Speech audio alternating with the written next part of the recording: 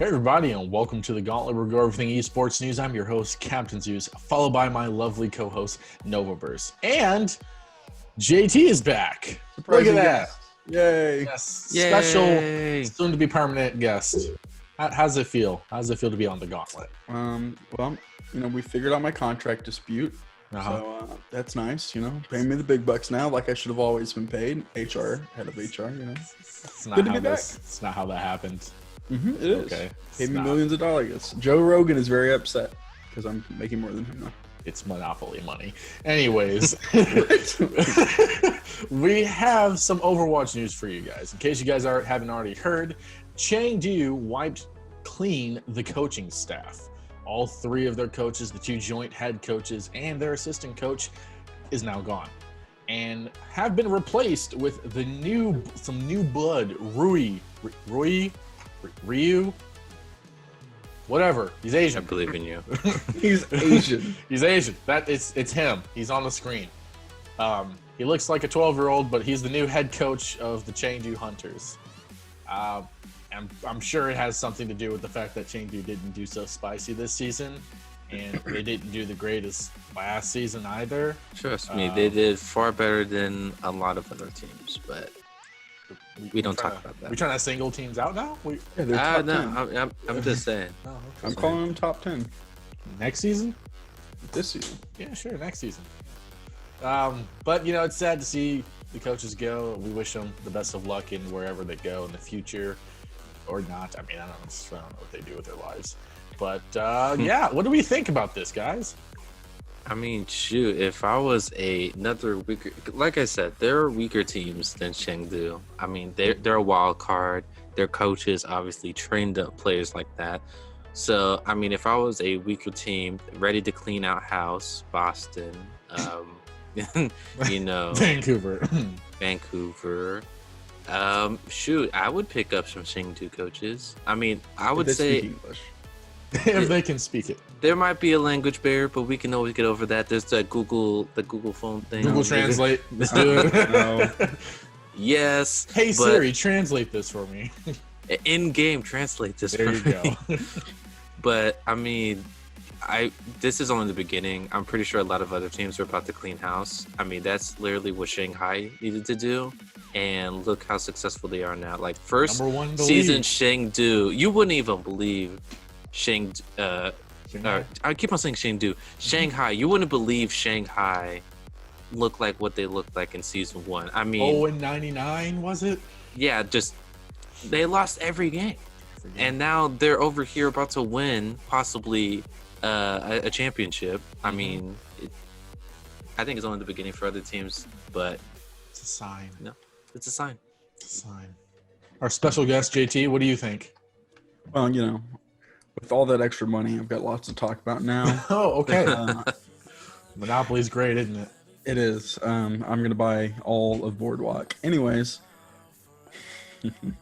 that's Monopoly for you, children. Anyways, They're youngins. I think the coaching staff isn't the issue here. And okay, let me tell you why first. Let's hear it. This is I know everyone disagrees with me. Yeah, you'd come for this. I think the coaches did the best they could have with the people they had. If you look at the league, everyone is a copycat of the good teams, right? Yeah. And then you've got Hunters over here beating good teams with off-meta picks. When everyone's playing Shields, they're over here playing Dive. Well, actually, they always play Dive. They always play dive. But they made it That's work. the secret. Right? They made it work. And I think that is a sign of a good coaching staff, that when you don't have the best players, which I don't think anyone is saying they have the best roster ever, that you adapt to your team and find a way to win games you shouldn't. And they definitely won a bunch of games they shouldn't have won. Especially against New York. I think Exactly. they were both coach and players were meh. They were both middle tier, you know what I mean? And that's why they were kind of in the middle of the pack. They could beat big teams, like you said, but then sometimes, they couldn't make it through tournaments. Or I think they needed more firepower from players. I think coaching. from either side. Of course, you do want like that one star player, A decay. You need a decay. But I mean, K. Washington. from either side, coaching or players, you need someone to take charge. So I agree, and there might have been more problems internal that we don't know about. yeah, But I don't like the precedent of, hey, these coaches found a way to win a bunch of games with a off-meta pick, which was coaching. That had to have been coaching because players are just going to copy the best teams because they don't sit there and watch VODs all day. So, I mean, the coaches definitely won them some games. yeah, definitely. What were you looking around? Do you know what a VOD is? That was me shaking my head like, no, like I agree with you. They don't. Oh, You know, okay. it was just like it was a robo. As somebody who's never seen a VOD over there. Robo. Anyways, I think it has to do as I can agree with Novaburst that it had to do a little bit on both sides. I could see why they got rid of the coaching though, because I'm sure they're like they picked him up, a lot of the coaching from 2018, and they're like, hey, do something. And they last season, they won a couple of matches here and there. They weren't really able to even make it in the top 10, and this season they did the same thing. They won a couple of matches, couldn't even hit the top 10 really. It didn't help that COVID happened. I think they have an argument that they could be top 10 now. I mean, yeah, there's an argument. They brought the distance to literally almost every team in the Asian region at one point or another. Yeah. It's the best region. They have a lot of talent. Exactly. But it also has to do with this season, the coaches have not been the greatest. They would have the same meta, and they would lose in that meta, and they don't switch off. That's a huge thing that players had an issues with. That's a lot of things that fans had an issue with, is that the coaches they would train them in one meta and that one meta only. And when it loses, they keep going. San Francisco, as we've mentioned before, is the only one that kind of like switched off of it.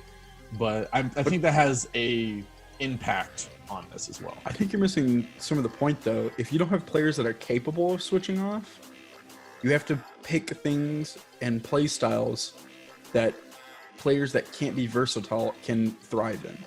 Even if your entire team can't, you have to pick the majority of the team that can thrive in it. That's how a team wins.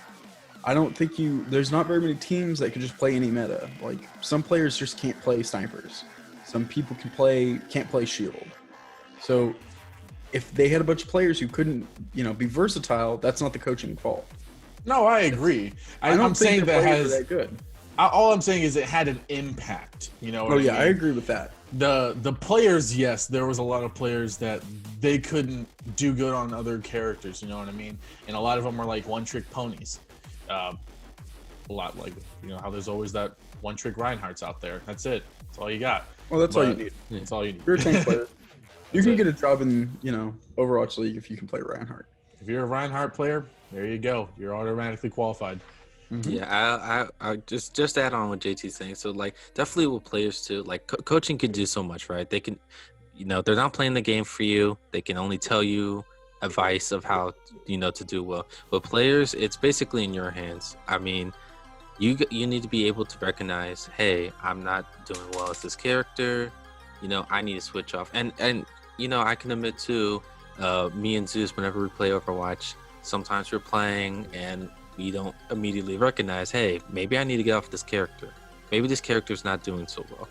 And so as a player, I feel like that's a very good skill to have, recognizing, the game, not just going through the motions like, oh, I'm just playing Overwatch. Like, nah, you need to recognize what's going on around you. Especially at a pro level.